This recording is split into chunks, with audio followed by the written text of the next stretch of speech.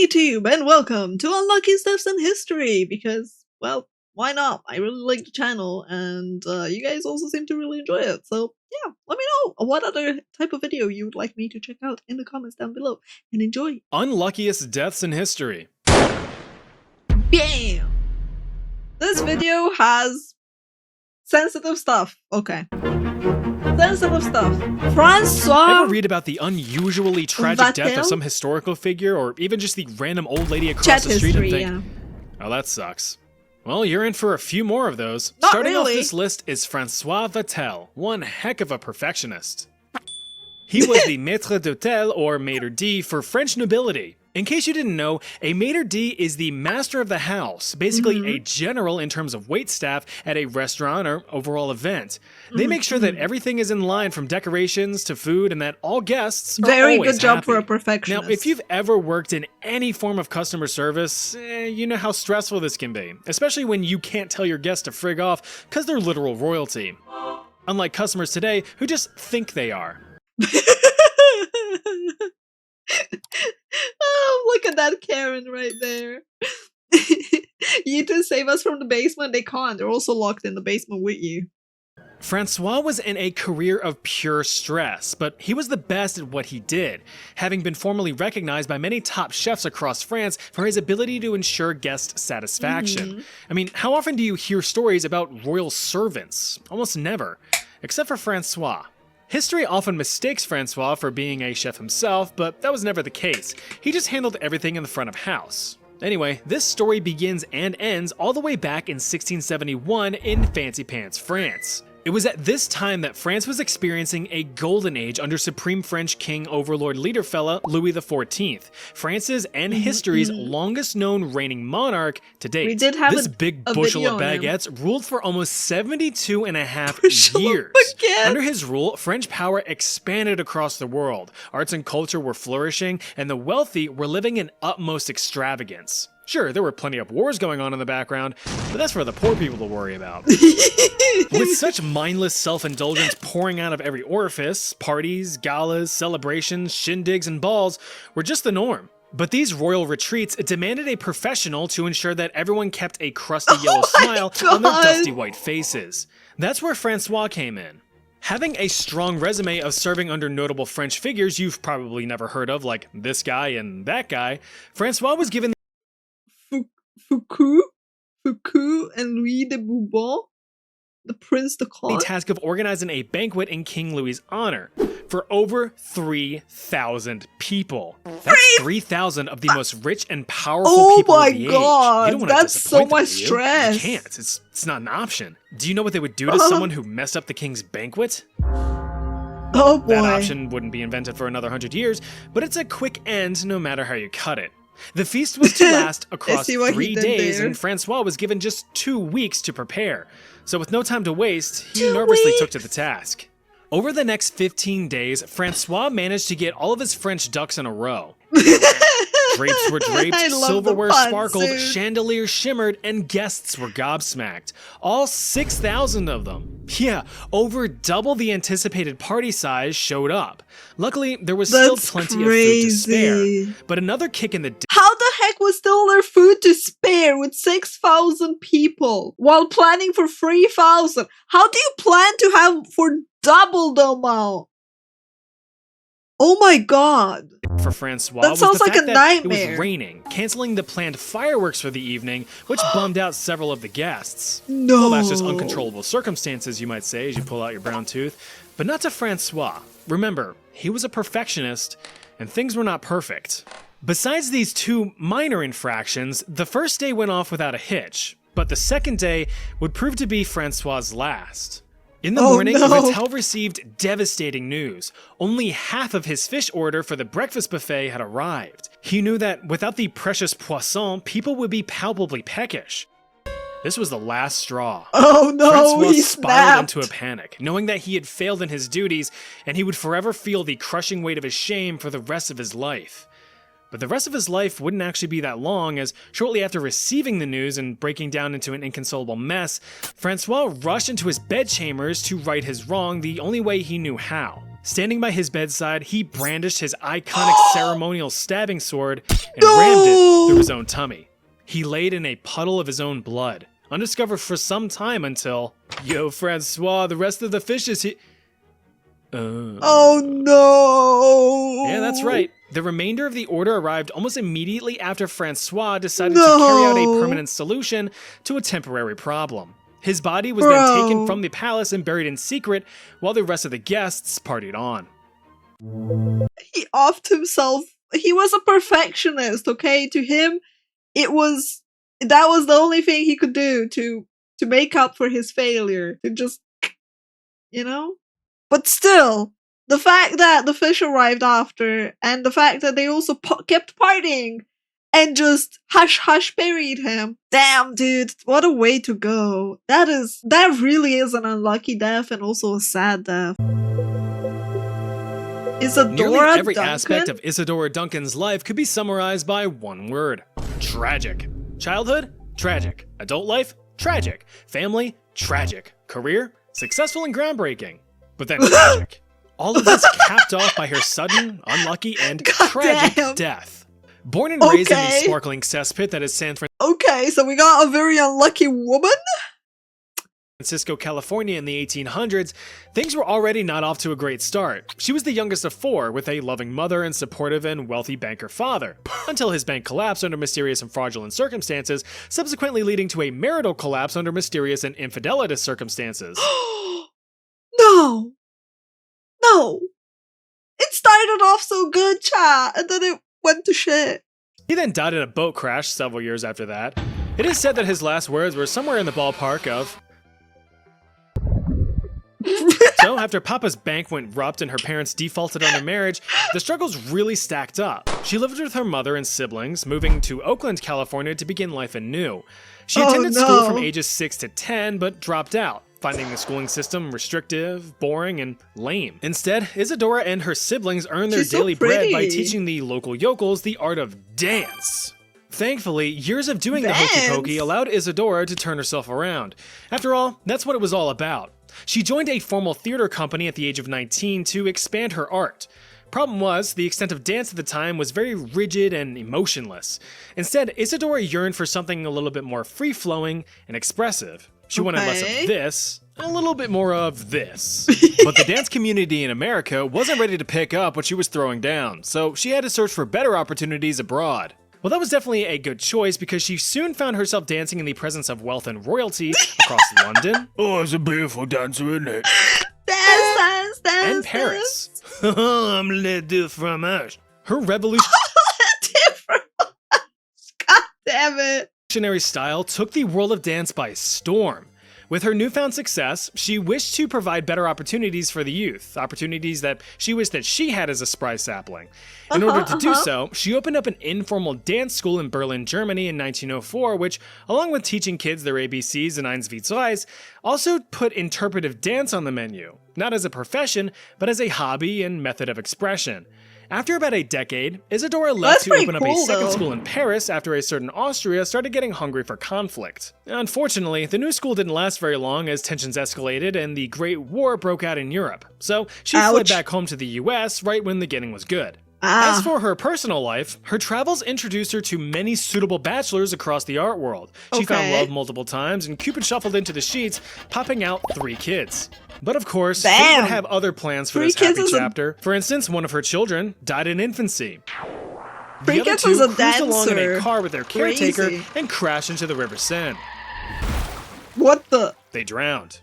Understandably, Isadora spiraled into a deep depression in her later years and fell out of the spotlight, her debts piling up as high as her empty liquor bottles.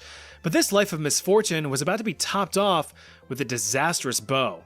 On September 14th, 1927 in Nice, France, Isadora was riding shotgun in a fancy car while wearing an abnormally long fancy scarf. Oh no! No! Oh. Normally, the combination of heavy machinery and loose articles of clothing warrant a live leak watermark, and poor Isadora I feel like I can was see about where to learn this why. is about to As go. the vehicle sped off and she bid her farewells, her fashionable fabric forged her fate. Her long scarf that was whipping in the wind became entangled in the rear tire of the car, wrapping around the rear axle and pulling tight. In an instant, the scarf became a noose, and Isadora's neck was snapped before she could even react. At just 50 years old, the spotlight faded on the inspirational That dancer. is so horrible, dude. Bro. That is so... Damn. Now trust me, for the life of me, I really want to pronounce this guy's name as Tycho Brahe, but apparently the proper Danish pronunciation is Tycho Brahe. Like, listen to this. Tycho Brahe? Tycho Brahe? Bah! Bah!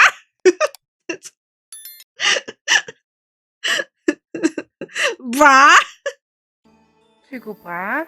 Person saying this doesn't even sound confident in their own pronunciation. Anyway, teeny tiny Tycho was the talk of the town back in the 16th century. He was renowned as one of the world's greatest astronomers and one of the last great astronomers before the invention of the telescope. So these guys were just raw dogging the heavens trying to figure it all out. Hey, is that a new star up there? Oh, where? Right over... Oh, nope. I lost it. But that, of course, didn't discourage the celestial sillybillies from trying to figure out how the known universe worked, or at least what the human eye could see. Born and heir to many of the Kingdom of Denmark's noble families, Tycho was loaded, and thus well-educated. He made several breakthroughs in the field of astronomy, and even dabbled in astrology and alchemy.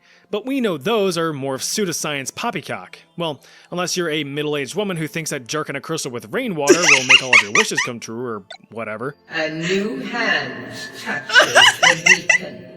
Despite his innovations of spotting new stars and measuring the skies with rather impressive accuracy, he still made the oopsie of proposing his own geocentric model, which put the Earth in the center of the universe rather than the Sun. The planets revolved around the Sun, but the Sun revolved around the Earth. He almost had it. Don't worry though, Copernicus took home the blue ribbon with his heliocentric model. The thing about newer branches of science is that there's a lot to discover as you put the fundamental pieces together, which grants you a lot of leverage over outsiders looking in who just don't understand it quite yet.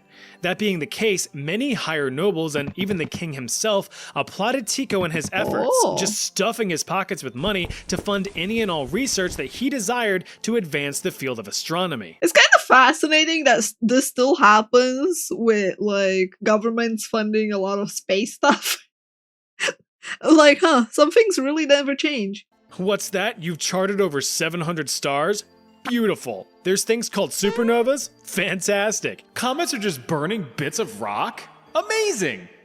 Can you leave? Danish King Frederick II was so tickled by Tycho's work that he granted him an estate on an island to build his own personal, customized observatory so that he could look up at the sky in complete solidarity.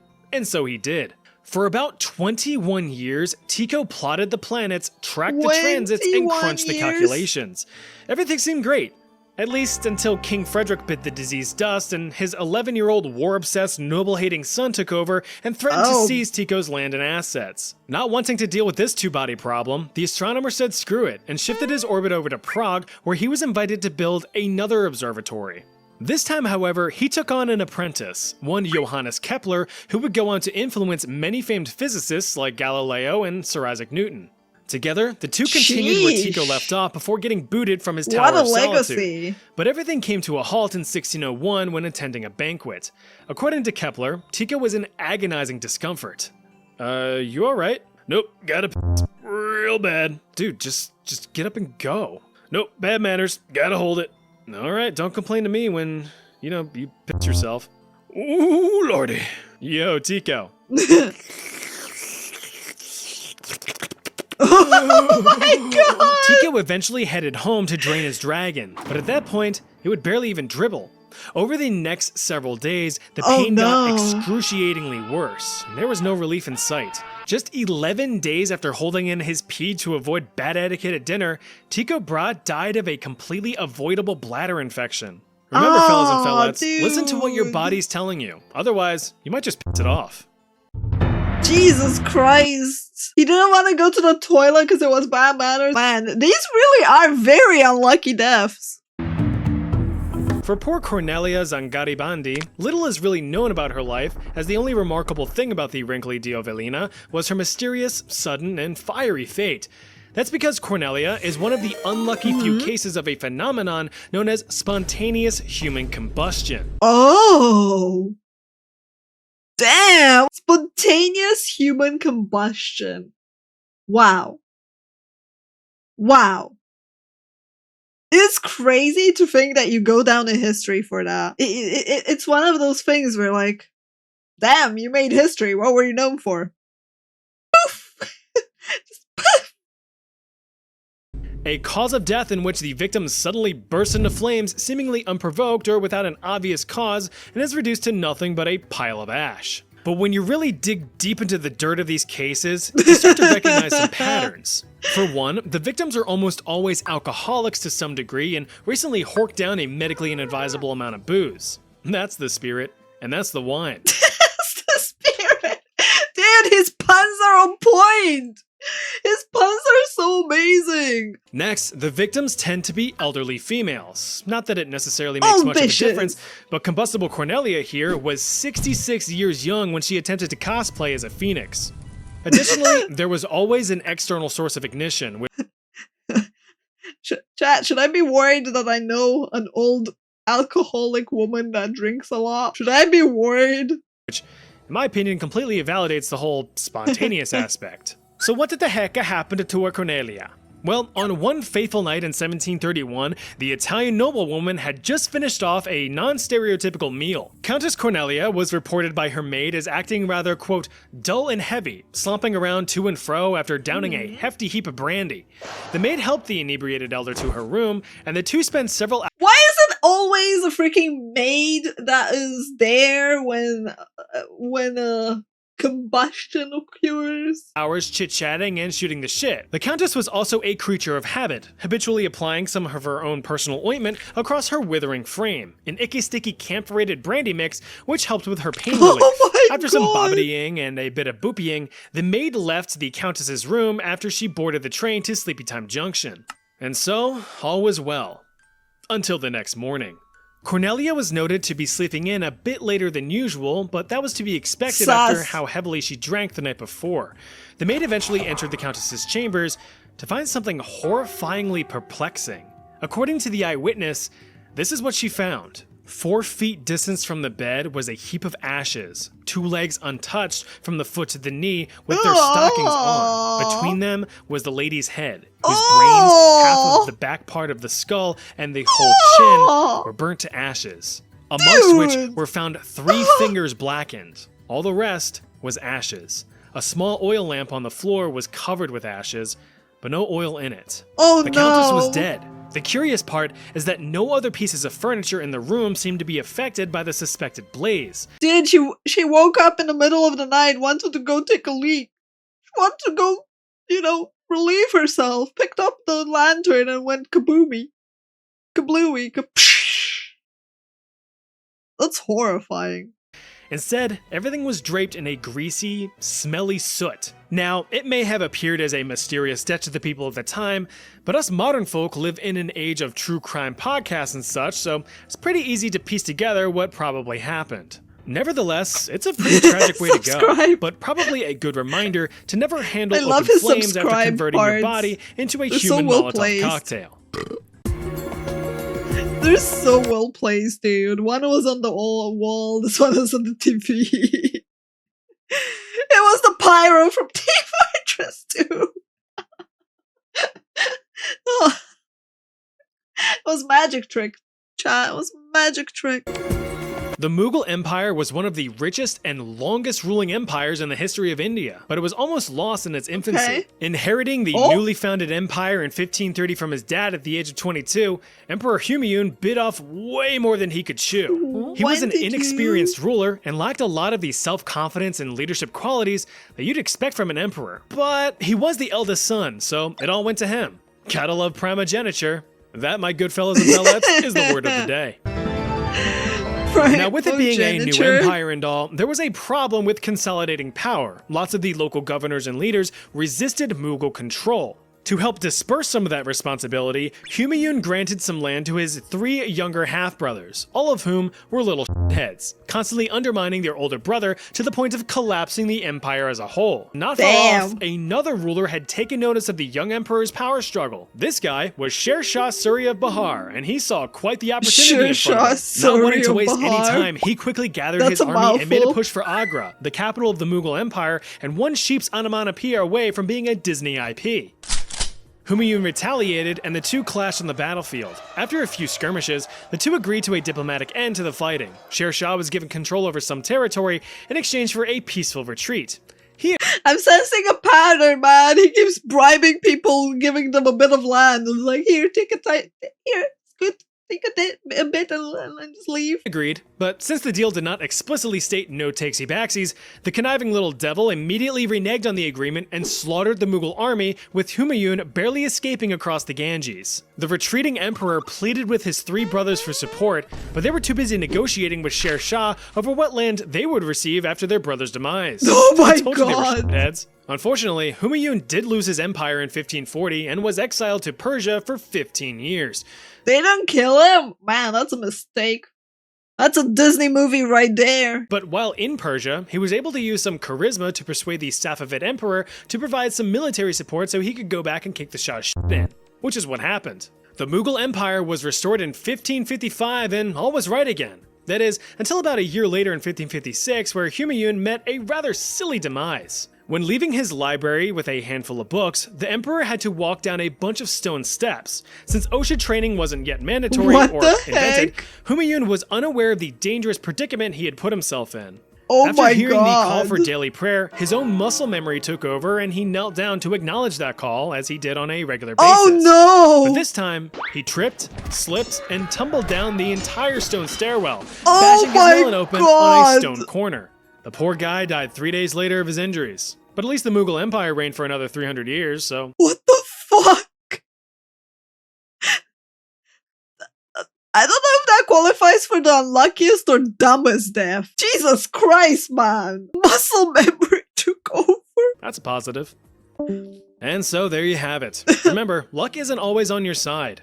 But this video's on my side, so go check it out. Also, remember to subscribe. I'll see you over there. YouTube, if you made it this far until the end, I hope you enjoyed the video. Thank you for recommending it. And as always, let me know in the comments what else you would like me to watch. And if you can, comment witchcraft, because the commenting does help with the algorithm and I appreciate you and yada yada, you know the drill. Have a good day. Bye, YouTubes.